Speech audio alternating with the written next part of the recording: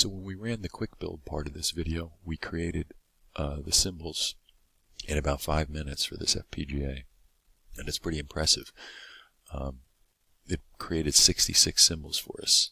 Basically, again, we kind of covered this, but it created one per the dedicated I/O banks, and then one for every generic I/O bank in the part, and then one for every transceiver bank in the part, and then some of the power pins.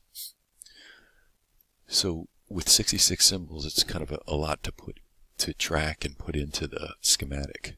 So what we're going to look at here is if we can do a better job and combine some of these banks into one symbol. So what we look at is at I/O bank 19, we put the power pins on the right and we put the I/O pins on the left.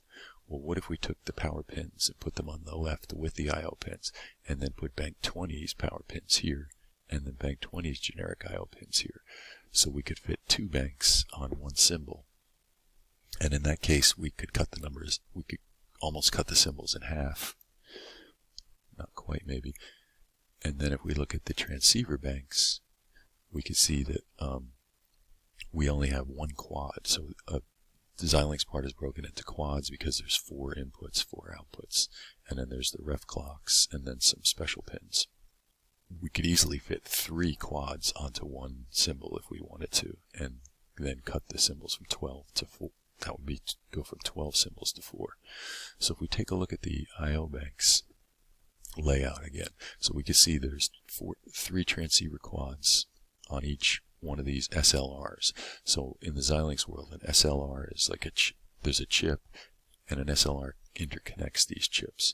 So there's really 4 chips in this device on one dot that are connected onto the 4 die that are connected onto one package.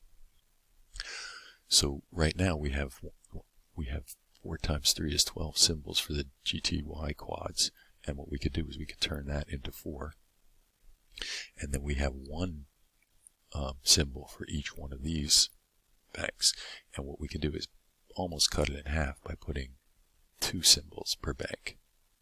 Okay, and what we're going to cover in this video is how to do that efficiently.